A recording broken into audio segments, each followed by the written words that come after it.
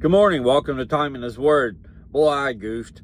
I have an app on my phone, and it messed up the other day when I tried to send some bills in. And I called the gal in the office that takes care of that, and she told me what to do. So that night when I parked, she told me turn the phone off completely and wait a little bit and then turn it back on. Well, I turned it off and I waited a good 45 minutes, turned it on, the app started working.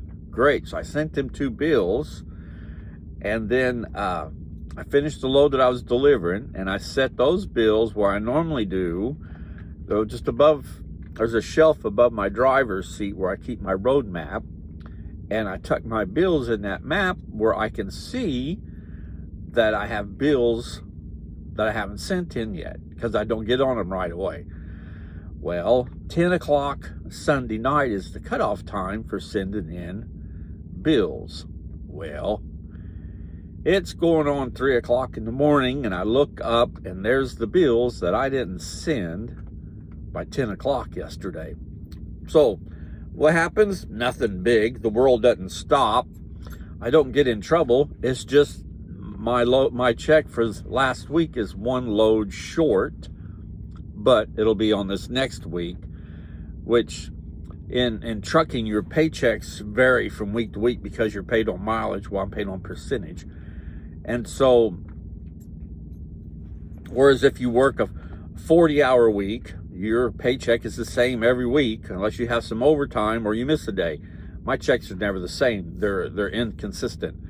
I'm able to put an X number amount into the house bill every week, but then the money for running my truck, that money fluctuates like I just described.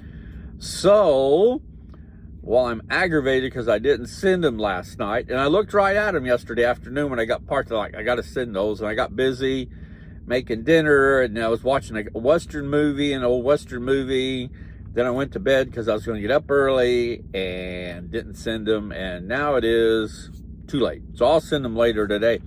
But it got me to thinking, in our walk in Christ, He is always there. He is always right there with us, willing to lead if we will allow. That's the key word. If we will allow Him to lead, He's not going to leave us or forsake us or anything like that.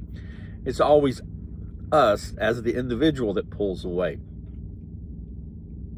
In Deuteronomy, I found a verse this morning that works with what I'm trying to talk about, and it's where Joshua is getting ready to take over from Moses, Moses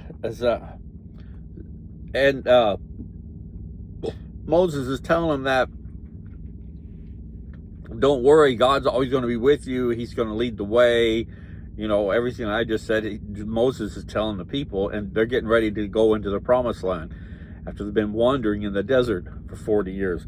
In Deuteronomy 31:6, it says this: be strong and courageous. Do not be afraid or tremble at them. For the Lord your God is the one who goes with you. He will not fail you or forsake you. We have to remember that we're the ones that pull away. We're the ones that decide to turn around and go it on our own, knowing that it's not going to come out as good as if we allow God to lead the way and go at His pace. And that's one of the difficulties I've had this last year with trying to sell my truck and trailer and get off the road. The used truck lots and new truck lots, they're full of trucks. If you look on Facebook, on Marketplace, people are pulling stuff out of the weeds, and they're trying to get money for them. Title in hand, needs a little work, and you can see, like where the driver's seat used to be, you can see the ground because it's all rusted out, and they'll say just needs a little TLC, and you've got a good ride here. So people are hurting, and if we think about it and we look at it in the way we live our lives, for me, it determines how strong my walk in Christ is. So this last year has really been a good lesson for me in that I thought as soon as I put the truck up for sale, it'd be gone. Well, here I am almost a year later, and it ain't. And I'm getting aggravated, but at the same time, I have to remember everything happens on his pace and at his time. Just like the Israelites wandering around in the desert for 40 years, hearing about this promised land, but they haven't been able to get there yet because of their past sins. And what God told them, this is what's going to happen. So we have to remember that, and that's one of the lessons I've learned this year, is that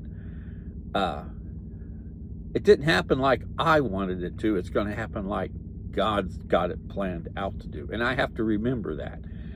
Reading on, it says, Then Moses called to Joshua and said to him in sight of all Israel, Be strong and courageous, for you shall go with this people into the land which the Lord has sworn to their fathers to give them, and you shall give it to them as an inheritance.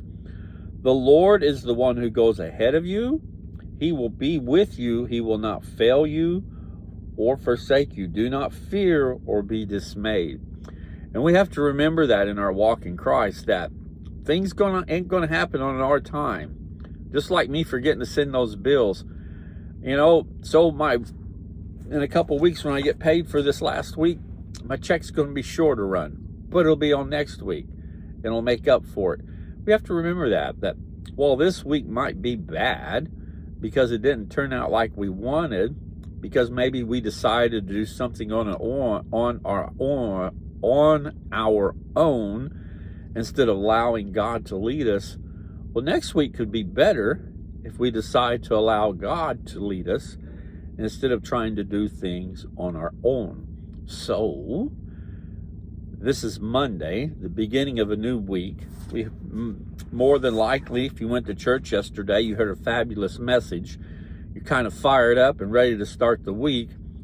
How about this week, instead of stepping first out on our own, we step out instead in step and in stride with God, allowing him to hold our hand and lead us through the week, and see if this week don't turn out better than last week.